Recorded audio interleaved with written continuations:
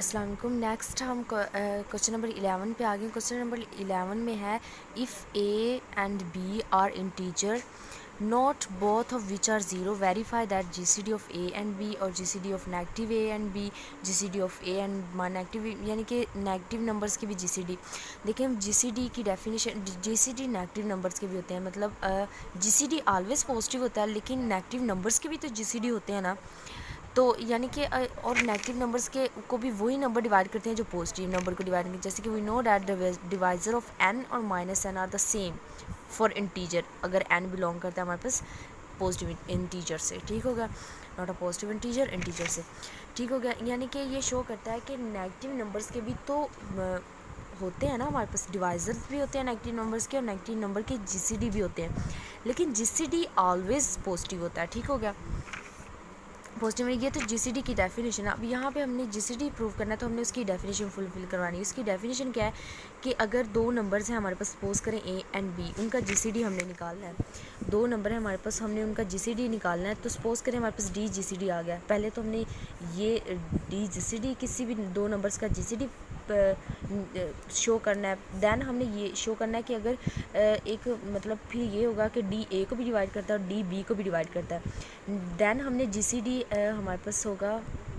Then हमारे पास GCD होगा अगर एक हमारे पास सी भी, मतलब हमारे पास एक नंबर हमें मिल जाता है ना तो जीसीडी, लेकिन हमें सी भी एक नंबर मिल जाता है जो सी ए को भी डिवाइड करता है, सी बी को भी डिवाइड करता है, ठीक हो गया। तो जीसीडी ऑलवेज, जो जीसीडी वाला नंबर होगा, यानी कि जो जीसीडी हम कंसीडर करेंगे वो हमारे पास ऑलवेज ग्रेटेस्ट होगा, यानी कि डी फिर ग्रेटेस्ट होगा सी से, ठीक है। यही चीज़ हमने यहाँ पे प्रूव करनी है।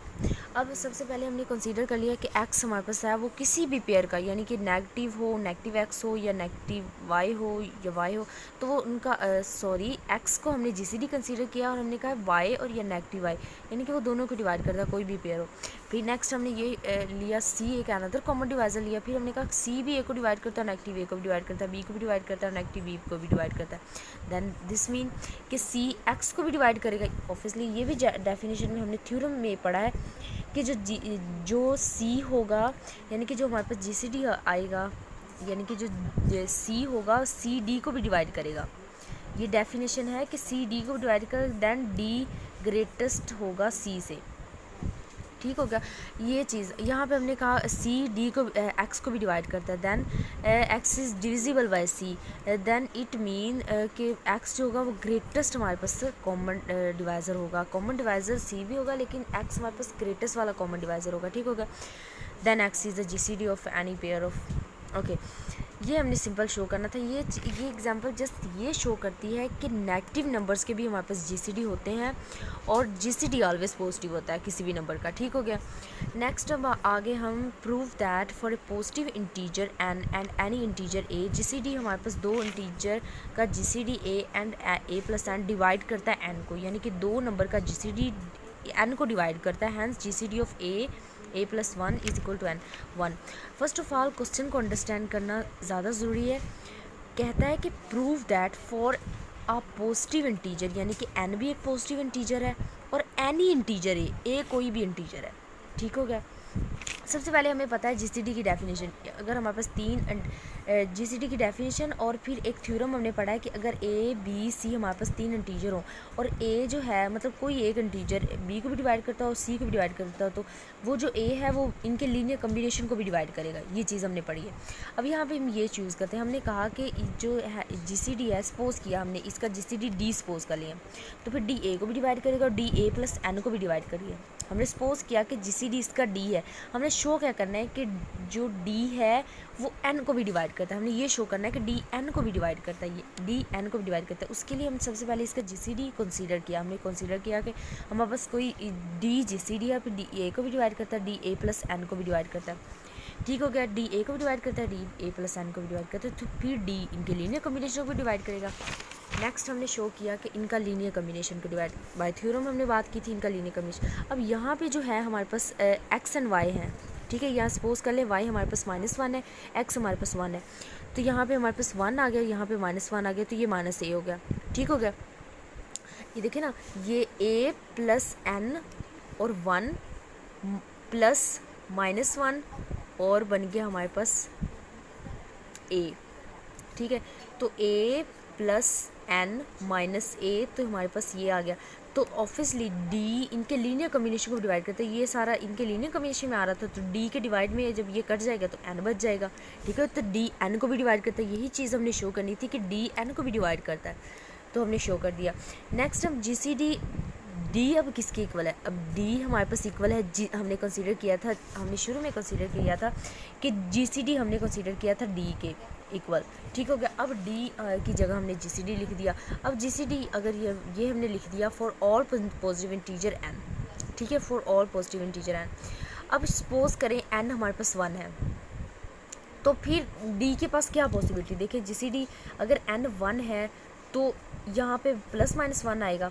अब GCD नेगेटिव 1 तो नहीं ना हो सकता, नेगेटिव तो GCD होता ही नहीं, GCD तो ऑलवेज पॉजिटिव होता है, तो फिर GCD 1 होगा हमारा, ठीक हो गया। यानी कि फिर हमारे पास ये जो n है ये 1 होगा, ठीक है। GCD a and a plus n, okay. GCD अगर n 1 हो हमारे पास तो GCD हमारे पास 1 ही आएगा, ठीक हो गया। ये चीज़ हमने देख ली।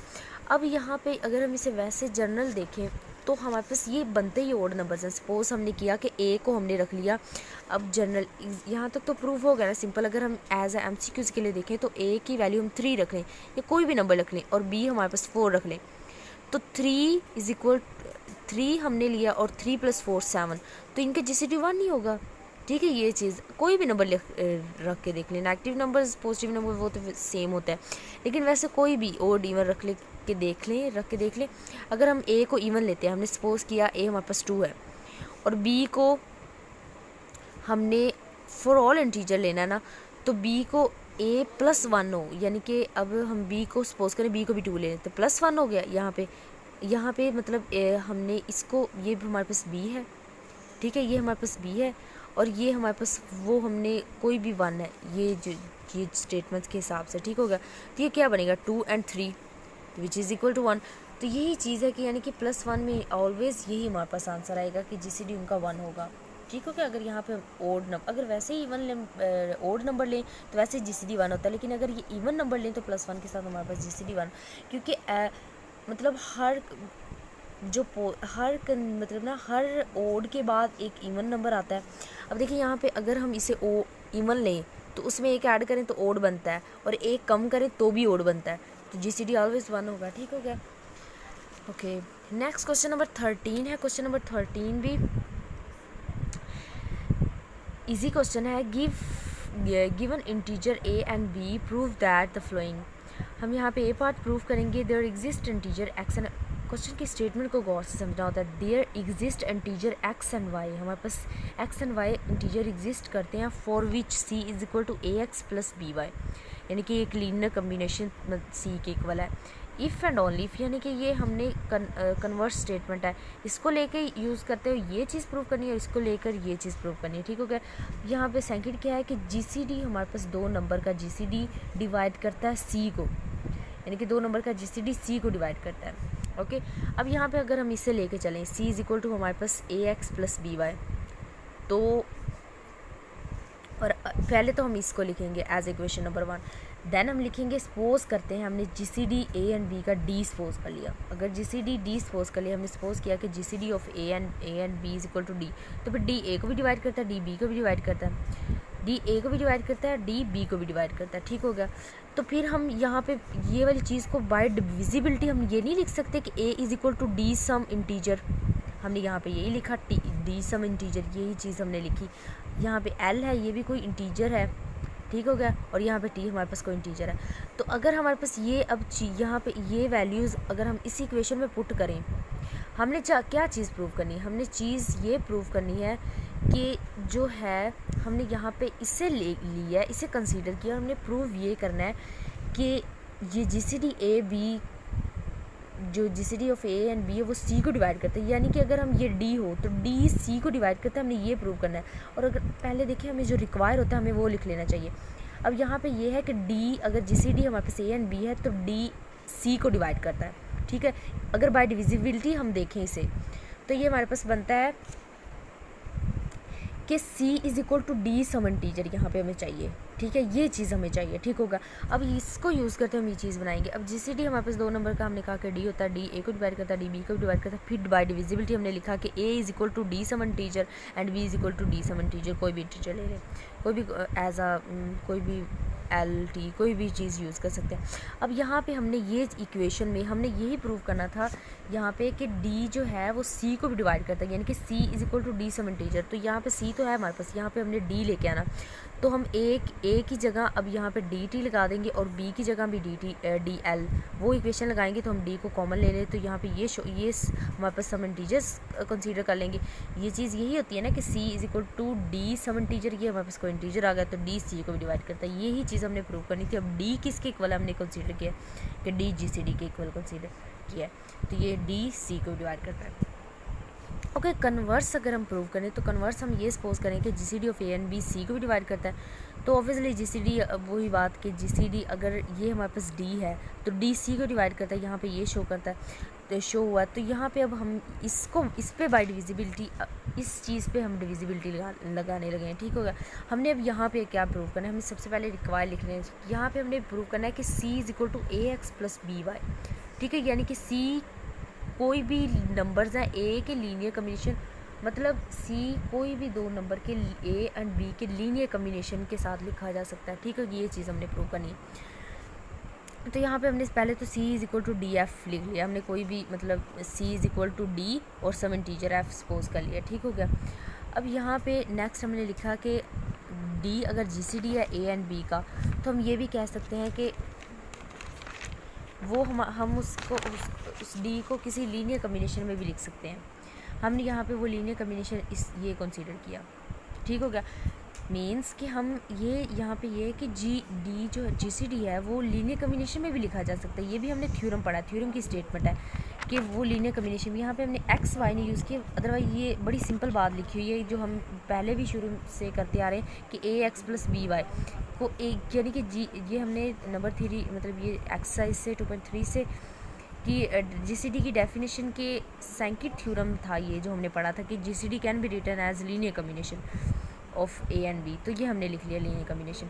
अब हमने यहाँ पे जी फ्रॉम इक्वेशन 1, अब यहाँ पे हमने C की वैल्यू, जैसे कि हमने यहाँ पे C की वैल्यू हमारे पास DF है, ठीक है, यहाँ पे C की वैल्यू DF है, और यहाँ पे हमने GCD मतलब 2 नंबर का GCD यानी कि हमने लीनियर कम्बिनेशन में लिखी थी। तो इस इक्वेशन में अगर D की जगह हम ये चीज़ पुट कर दें, ठीक हो गया, ये चीज़ पुट कर दे तो ये हमारे पास बनता है, ठीक है। D की जगह हमने ये चीज़ पुट कर दी, F मल्टीप्लाई हुआ अंदर जाके, D की जगह वो चीज़ पुट कर दी, इसका लीनियर कम्बिनेशन F जाके अंदर मल्टीप्लाई हुआ, तो हमने कॉमन A और B को ले लिया, और हमें यही प्रूव करना था कि C is equal to A some integer plus B some integer, तो यही हमारे पास आ गया। यहाँ पे जो F है ये भी इंटीजर, और ये चीज़ हमने प्रूव करनी थी, हमने इसको X की इक्वल कंसीडर कर लिया, इसको Y कह दिया, ठीक हो गया, सिंपल क्वेश्चन।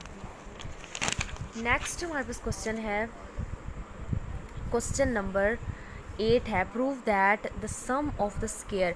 अब ये क्वेश्चन सिंपल है कि सम यानी कि 2 नंबर का ऐड हो रहा है, ठीक हो गया, ऑफ द स्क्वायर यानी कि स्क्वायर हो रहे हैं, ऑफ 2 ओड यानी कि 2 ओड नंबर हैं, यानी कि अब ये हमने पता है, हमने नंबर पढ़े हुए हैं कि 2 ओड नंबर किस तरह के होते हैं। इवन नंबर को 2n से कंसीडर किया जाता है, और कोई भी ओड नंबर हो तो उसे 2n प्लस 1 या 2n माइनस 1 इस तरह की शेप से ओड नंबर्स को रिप्रेजेंट किया जाता है। तो हमने 2n प्लस 1 ले लिया, ठीक हो गया, यानी कि सपोज किया कि 2n प्लस 1 का स्क्वायर है और 2n प्लस 1 का स्क्वायर, यानी कि स्क्वायर उन्होंने क्या है कि sum of 2 square, sum of